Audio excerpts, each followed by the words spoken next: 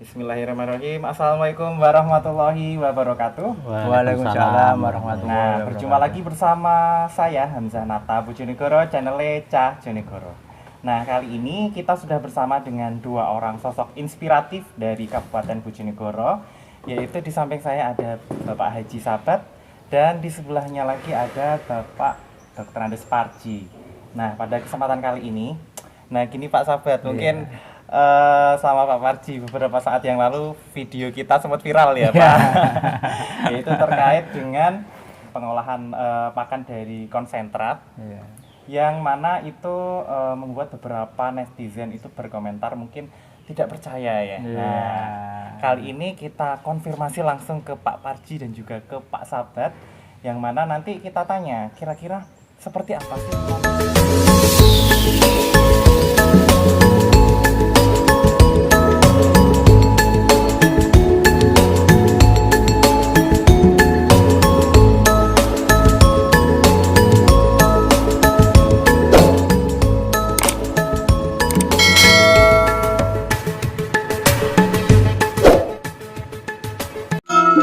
SPR atau kelompok ternak ini, mulai dari pengolahan pakan, manajemen kandang, manajemen ternak dan lain sebagainya, dan sampai kemitraan yang sudah sangat luar biasa ya Pak.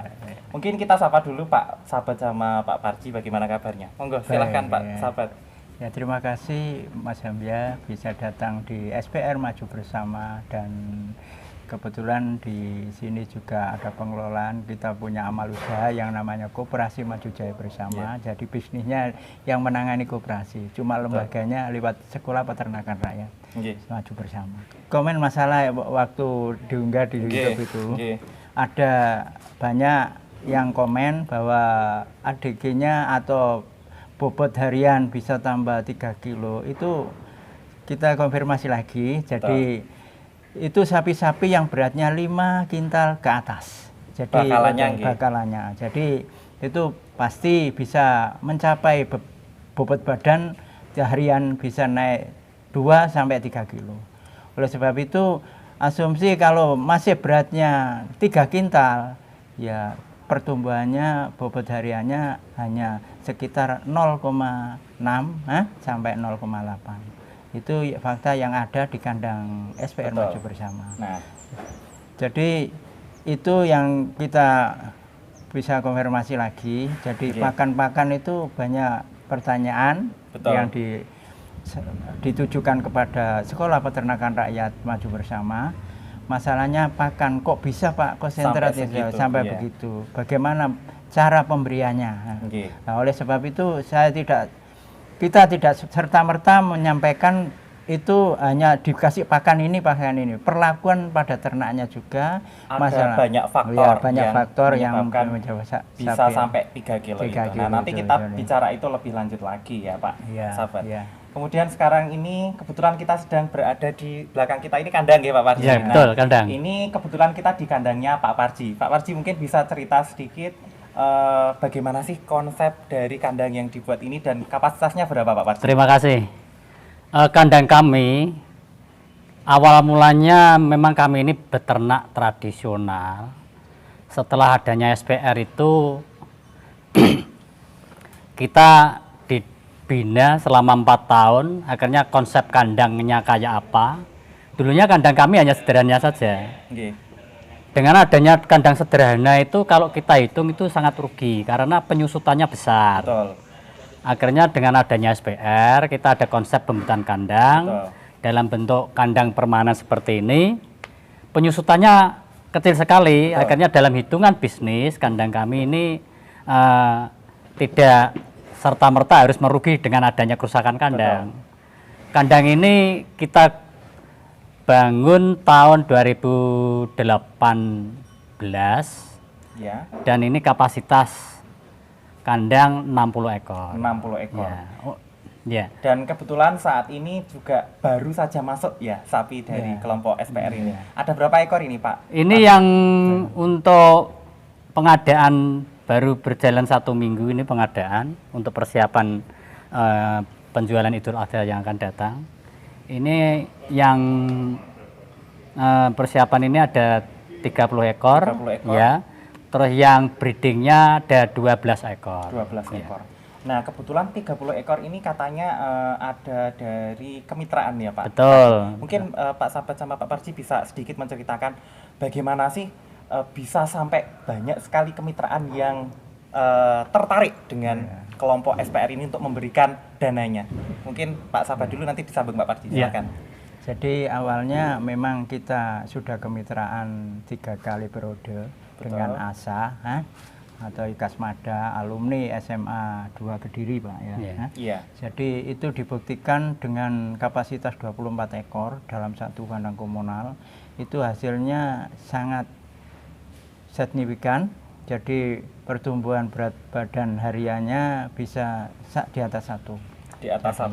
Ya. Betul. Jadi dengan pola pakan yang membuat sendiri, Ya. otomatis kita bisa meracik, dengan pakan-pakan yang limbah dari lingkungannya Lingkungan sendiri, sekitar. akhirnya murah, dan Ya. kualitasnya juga bagus. Betul. Akhirnya cost untuk pakan itu Lebih sangat murah. murah dan hasilnya bisa sangat optimal sekali. Betul. Oleh sebab itu setelah satu periode itu hasilnya memang bagus. Akhirnya dari investor yang lain termasuk dari perkumpulan minyak sapi itu menawarkan kerjasama lagi. Iya. Kapasitas yang kemarin sudah 60 ekor. Iya. Dan ini terus berjalan lagi. Ini memberikan lagi untuk kandang komunal supaya satu kandang diisi 30 sampai 50 ekor. Iya. Oleh sebab itu nanti kita juga mengajukan dengan investor ini 600 ekor. 600 ekor, luar Dan biasa. untuk breeding, harapan kita nanti kalau sudah ada breeding, kita mencari bakalan cuma dari hasil breedingnya. Iya, betul. Baik itu calon induan maupun calon kerman. Iya. Jadi kita seleksi mulai lahir sampai lepas sape, sampai dia siap dikerem atau digemukkan. Iya. Jadi itu nanti terseleksi karena kita ukurannya tiap bulan ditimbang. Oke. Baik itu sapi yang pedet baru lahir, Betul. baru lahir ditimbang setelah 1 bulan berapa ADG-nya, Iya. ya itu akhirnya nanti terseleksi dari breeding itu.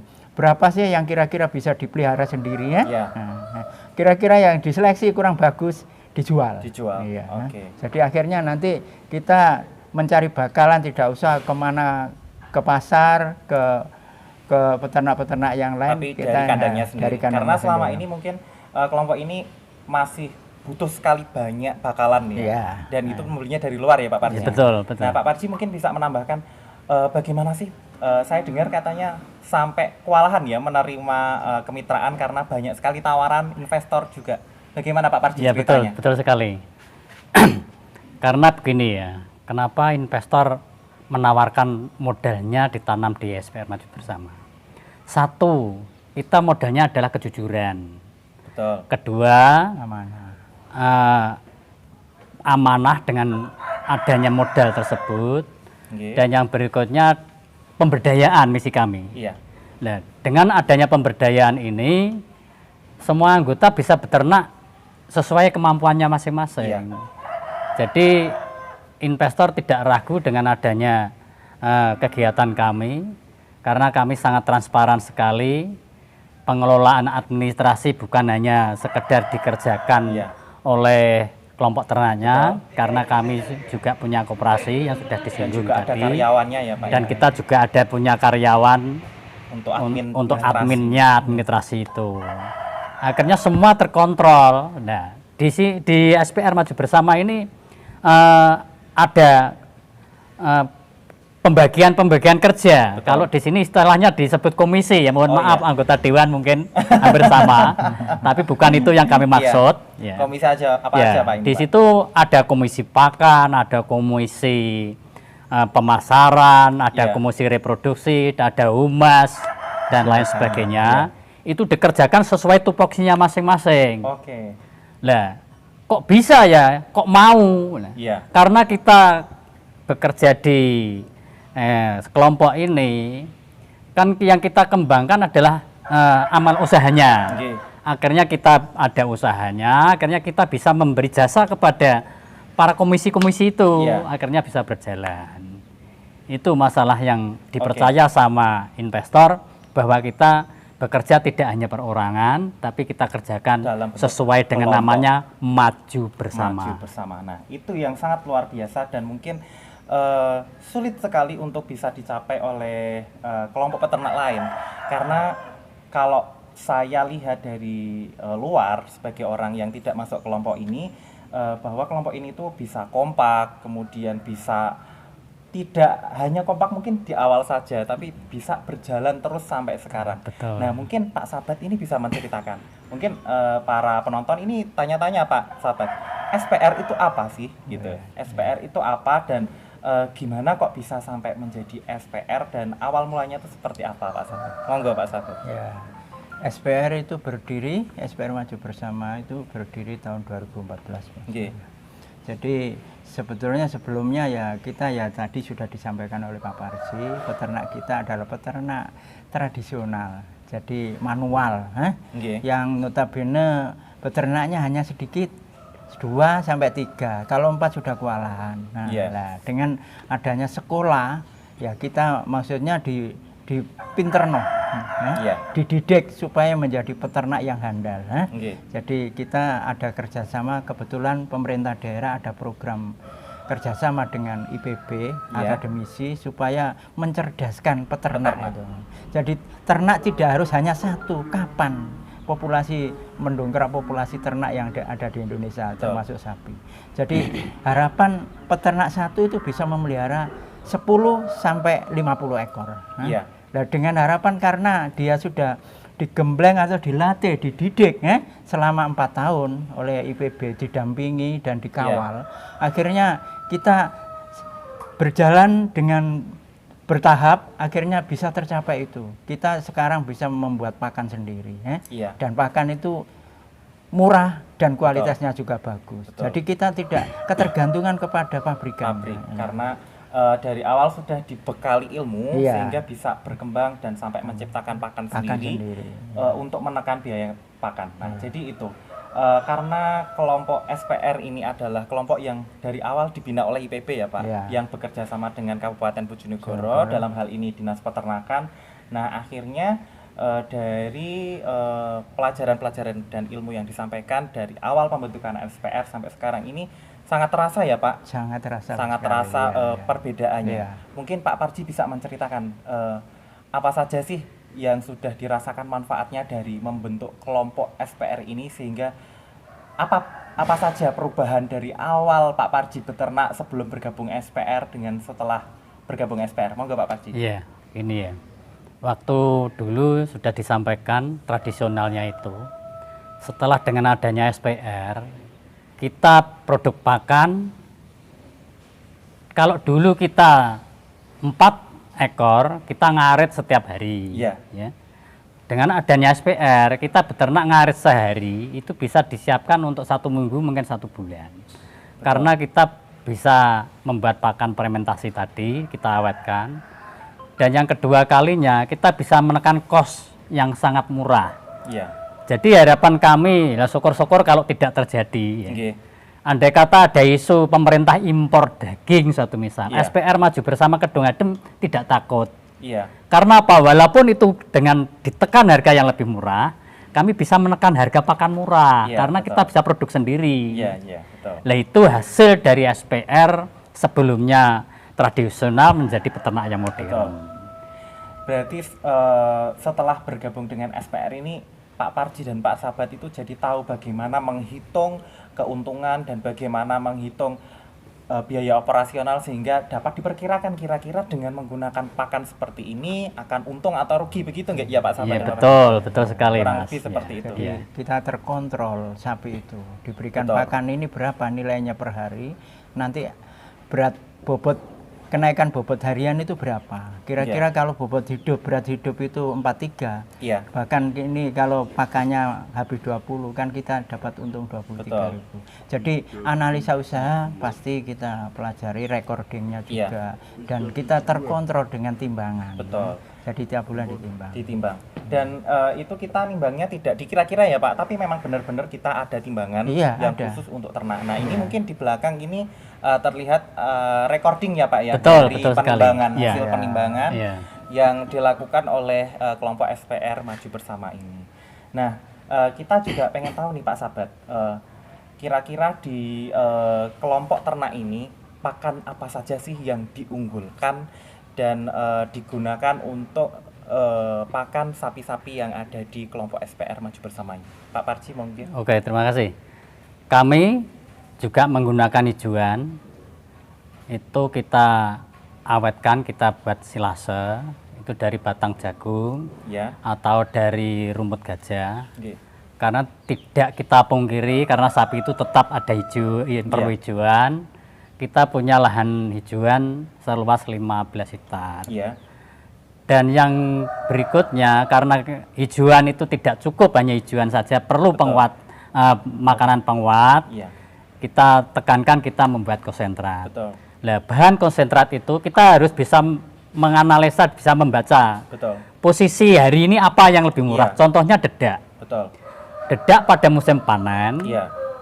harganya akan turun. Betul. Kita punya siasat seperti itu, kita beli sebanyak-banyaknya. Sampai berapa Pak biasanya? Kalau musim kemarau bulan 9 itu sampai 3.500. Kalau posisi panen seperti ini hanya 1.500. Kita menekan harga murah itu, kita stok ya berpuluh-puluh ton, bahkan ratusan ton, untuk menjaga nanti kalau ada harga naik, kita tidak ada kesusahan untuk cari itu. Iya. Itu yang pertama konsep yang kita gunakan, kita beternak anti rugi. Karena apa? Kita beli bahan pakan itu waktu ada musim panen, kita stok sebanyak mungkin. Stok sebanyak mungkin. Iya. Dan kelompok ini juga tidak segan untuk membeli bahan pakan itu dari daerah lain ya Pak ya? Betul sekali. Dan mendatangkannya itu bisa sampai berpuluh-puluh ton. Betul. Bagaimana Pak Parji siasat dan juga strategi Pak Parji dalam mendatangkan bahan pakan dari daerah lain Pak Parji? Betul sekali, terima kasih ya. Kita tidak menutup kemungkinan kita kerjasama juga dengan investor masalah pakan. Kita kerjasama dengan perusahaan-perusahaan pabrik-pabrikan, kita cari limbahnya. Ya, contohnya ada pabrik gula, kita bisa mengambil bagasnya. Ya. Itu juga ratusan ton yang kita datangkan. Mulasis, kita tidak beli mulasis itu hanya liter dan kilo, kita beli satu tangki. Betul. Jadi satu tronton kita datangkan. Satu tangki itu berapa liter Pak itu biasanya? 22 ton. 22 ya, ton. 22 ton. Dan mengenai sawit, kita beli tidak hanya ini truk Pak. Iya. Ya, kita beli langsung, kita menggunakan tongkang. Iya. Akhirnya ya sampai 500.000 ton kita datangkan. Karena kita punya produk pakan itu tadi. Iya. Dan karena memang bahan pakan yang sebanyak itu pun kita masih terus bisa menggunakan itu, maksudnya tidak sampai berlebih gitu. Jadi tidak. Itu semua sudah diperhitungkan dan cukup digunakan untuk kelompok ini. Nah, karena banyak sekali nih Pak Sabat yang bertanya gimana sih mendatangkan pakan yang segini lah. Mungkin kalau hanya mendatangkan sedikit ya tentu nggak bisa ya Pak. Nah, karena kita di sini bentuknya kelompok, sehingga kita mendatangkan pakan yang sebanyak itu pun akan termanfaatkan. Betul. Karena dipergunakan untuk banyak orang. Nah, mungkin itu juga salah satu manfaat dari bagaimana sih membentuk kelompok, yaitu bisa mendatangkan pakan dengan dalam jumlah yang banyak. Pak Sabat mungkin bisa cerita biasanya di kelompok ini atau mungkin di kandang Pak Parji atau Pak Sabat itu dalam pembuatan silase dan juga dalam pembuatan konsentrat itu kemampuannya bisa membuat berapa ton Pak kira-kira? Kebetulan kita punya untuk bahan silase itu kita sudah punya kebun rumput, dan di samping itu tidak hanya rumput saja, limbah dari pucuk tebu. Kalau sudah musim bulan 5 sampai bulan 12 itu kan panen raya, nggak dimanfaatkan pucuk tebu itu. Nah itu kan murah, nggak dipakai, tinggal ngambil saja. Nah itu kita menggunakan chopper yang kapasitasnya per jam 3 ton sampai 5 ton. Itu ada pakai chopper yang pakai roll itu.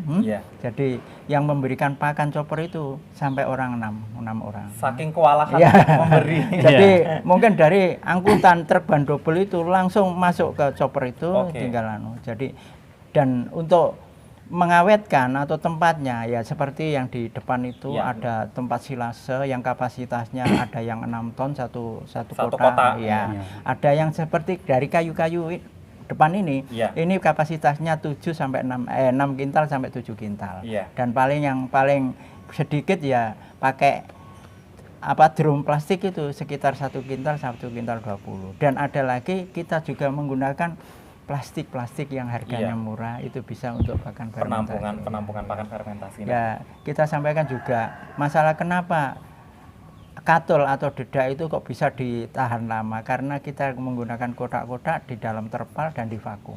Jadi Oke. otomatis kutu-kutu nggak bisa masuk, Tidak bisa nggak masuk. ya. Jadi nggak kualitas tetap terjaga walaupun sampai 1 tahun. Betul. Nah, itu keuntungan kita seandainya hanya memelihara bukan ternaknya, menyimpan bahan pakannya waktu murah itu kita simpan. Itu untungnya 3 kali. Oh iya. Iya. Dari 1.300 bisa menjadi 3.500. 3.500. Iya. Sangat luar Gitu, biasa. iya. Jadi dalam menanggapi kenaikan harga itu kelompok ini pun sudah punya Udah, strategi. ya, Iya, iya. Bagaimana sih menyiasatinya agar tidak rugi? Iya, kita punya Dari- trik-trik sendiri. Betul, dari bagaimana menyimpannya dan bagaimana mengolahnya Ya, itu ya. semuanya sudah dikuasai karena memang Pak Parji dengan Pak Sabat ini sudah sangat berpengalaman dalam hal pembuatan dan juga penyimpanan pakan, Ya. Pak. Saya dengar kelompok ini juga bisa merancang untuk chopper pencacah rumput itu, Pak. Membuat chopper. Membuat chopper. Betul sekali. Bagaimana itu, Pak Parji? Ya, karena di anggota kami itu banyak yang berpengalaman di ada teknisinya. Jadi ya ada yang bisa produk chopper, Iya. bagaimana yang diharapkan atau yang dipesan oleh calon pengguna itu kita bisa melayani, kan banyak contoh-contohnya. Betul. Ya. Jadi kalau ada yang mau beli gitu bisa, Pak? Bisa Bisa pesan di kelompok ini ya, Bisa, Pak? bisa pesan di kelompok SPR. Kira-kira sampai berapa budgetnya, Pak? Budget yang Paling terendah. paling terendah ada 2,5 juta Dengan kapasitas? dengan kapasitas ya agak lama lah karena Iya. agak kecil, tapi sampai 30 juta. Betul. Ya. Jadi ada 2,5 juta sampai 30 Sampai juta. 30 juta. Ya. Jadi itu tergantung kita maunya kapasitas yang berapa. Iya, gitu betul, ya? betul sekali. Betul. Disesuaikan dengan ternaknya. Ternaknya Ternaknya, yang ya. ada di rumah.